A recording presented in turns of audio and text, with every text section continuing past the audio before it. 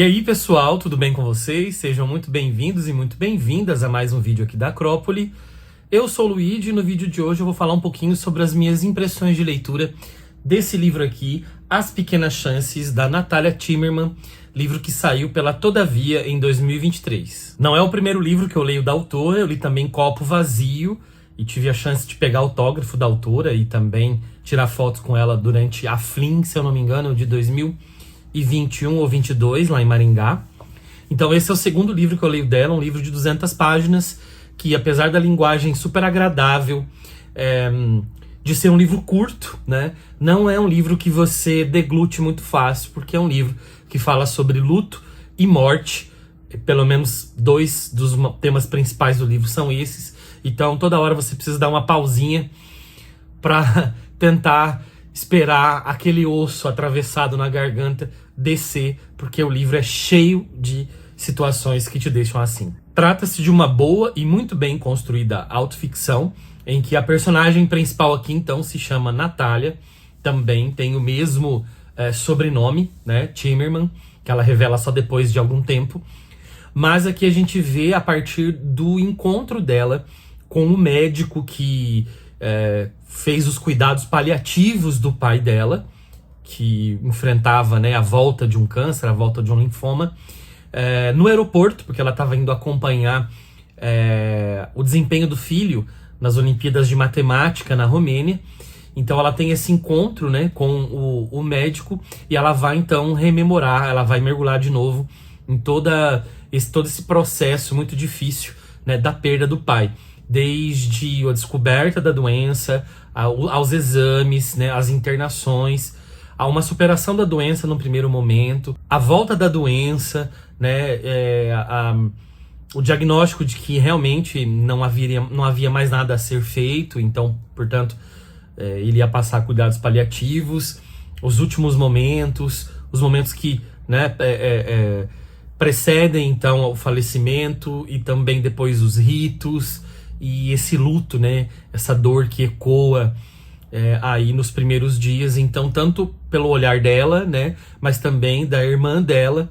Então a gente vai mergulhar nessas relações familiares, né, nesse contato da Natália com o pai, deles dividirem a mesma profissão, por exemplo, compartilharem, né, a mesma profissão, que é na medicina, a questão de torcer para o mesmo time, né, que é o Corinthians, e entre outras questões de família, enfim. E num segundo momento, isso já mais pro final do livro, a gente tem ela mesmo nessa viagem, né, pela Romênia, ela indo encontrar o marido e os filhos, e o filho disputando essa Olimpíada, né, e depois ela tinha já programado para fazer uma viagem ali pela Romênia, para ir atrás, pela Romênia e pela Moldova, né, Moldova ou Moldávia, a autora prefere o termo Moldova, atrás de traços, né, da família dela, dos Timmerman, que teriam vindo, né, judeus, deixado ali o leste europeu e vindo para o Brasil. Então, à primeira vista, o que parece ser uma narrativa muito da experiência pessoal do luto,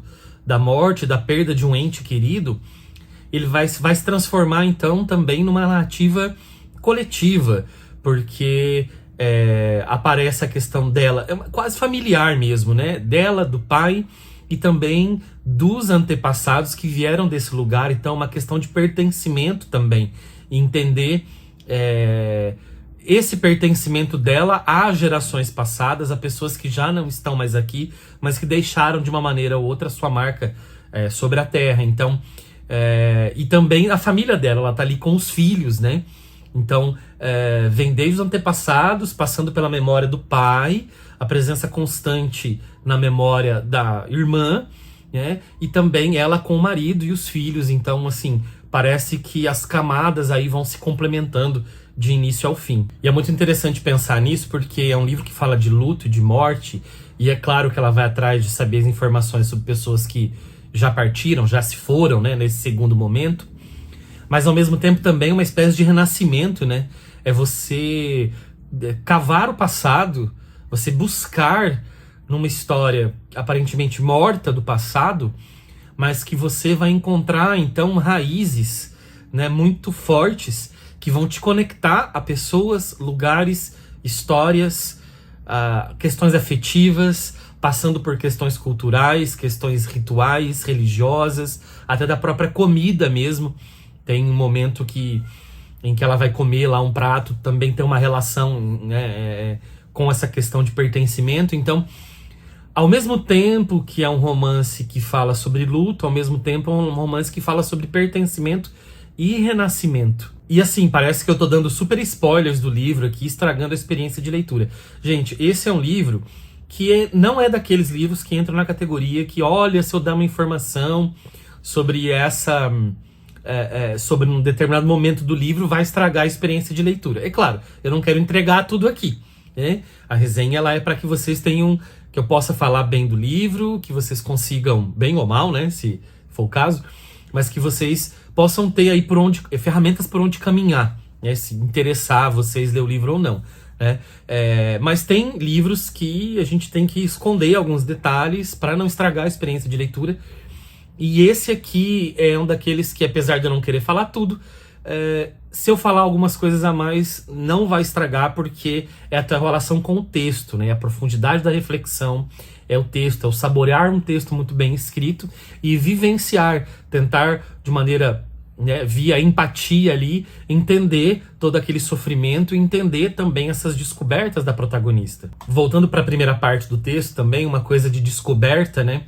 É essa narradora, né, falando sobre os rituais, né, do post-mortem, vamos dizer assim, dentro da religião judaica, né? Ela, que tem essa origem, mas que não professava fé e não professa fé, se viu, então, aprendendo rituais, aprendendo comportamentos, atos que devem ser feitos segundo as tradições, né, depois nos dias aí que sucedem, as horas e nos dias que sucedem o falecimento do pai. Então, por isso também eu falo que é um livro de renascimento e descobertas, né? Então, essa coisa do material orgânico, né? Da morte vem a vida, da vida vem a morte, e aí é todo um ciclo, né? E me parece que, é claro, a existência de uma pessoa, ela é linear, mas enquanto planeta, enquanto vida, as coisas vão... existe um ciclo, as coisas vão se reciclando, e me parece que nesse livro as coisas são um pouco assim, sabe? As pequenas chances que a vida nos dá para alguns momentos tão especiais e alguns momentos de entender também essas modificações e se sentir parte desse processo. Vou ler um trechinho para vocês. Estou na janela. Ótimo, vou dormir como uma pedra. À minha direita, uma menina de uns 15, 16 anos. No corredor, ao lado dela, um homem de uns 50, que provavelmente é seu pai. Escrevo para Éder, avisando que já embarquei. Escrevo para Gabi, contando do encontro inusitado com Felipe. Ela responde logo, quer saber como foi. Digo que conversamos um pouco.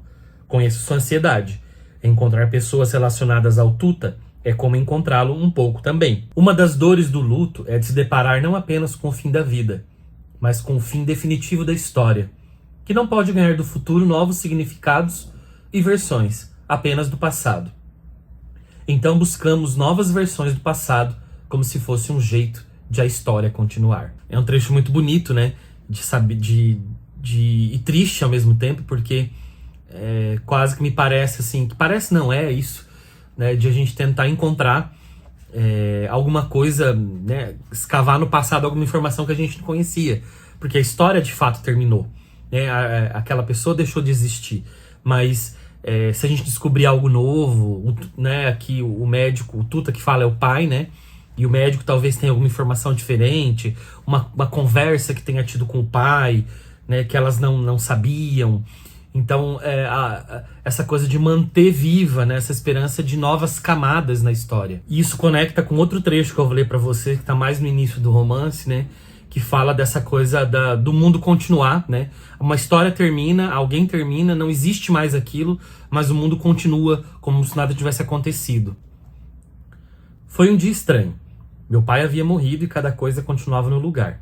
Na rua, na praça, cheia de árvores na frente de casa, onde os meninos brincam, tudo permanecia do mesmo jeito, se movimentando, as árvores, os pássaros, os barulhos, os carros no asfalto, tudo igual, mas havia um silêncio por trás das coisas. A morte é um silêncio, atrás de cada som há esse silêncio. O telefone que nunca mais vai tocar, sua voz calada, nunca mais a singela mensagem: "Ná, posso ligar?" E eu nunca mais vou poder ligar direto, em vez de responder que sim. "Pode, pai, porque você não pode mais ligar. Eu não posso mais falar com você." E, no entanto, tudo como se continuasse. E dos pontos em comum entre pai e filha, que uma delas era a literatura, né? Eles gostavam de ler muito, a biblioteca meio que compartilhada dos dois, né? Um livro que ele estava lendo e que nunca vai ser terminado, porque ele não conseguiu terminar o livro, mas é muito interessante como a literatura ela é ao mesmo tempo ponto de conexão e ponto de socorro, muitas vezes. Muita gente diz que a autoficção é uma espécie de processo de cura. Não sei dizer, isso talvez no caso a própria Natália pudesse nos responder, mas me parece muito interessante ter literatura também aqui como um objeto, né, como um meio também para expressar tudo o que aconteceu. É isso, gente. Espero que vocês tenham gostado da resenha. Se vocês já leram esse livro ou outro livro dessa autora, escrevam aqui nos comentários o que vocês acharam. Também escrevam aqui se vocês gostam desse tipo de narrativa, uma narrativa mais contemplativa e que toca em temas tão fortes como o luto e a morte, né? Escreva aqui também nos comentários. E eu peço aquele pacote de sempre para vocês, né? Que é se inscrever no canal, ativar as notificações, dar um like, compartilhar com os amigos e fazer de tudo, né? Para interagir cada vez mais com os vídeos aqui, para que a plataforma recomende o canal para mais pessoas e eu possa continuar fazendo vídeos para vocês aqui. E é isso, gente. Fico por aqui. Nos vemos num outro vídeo. Um abraço e até a próxima.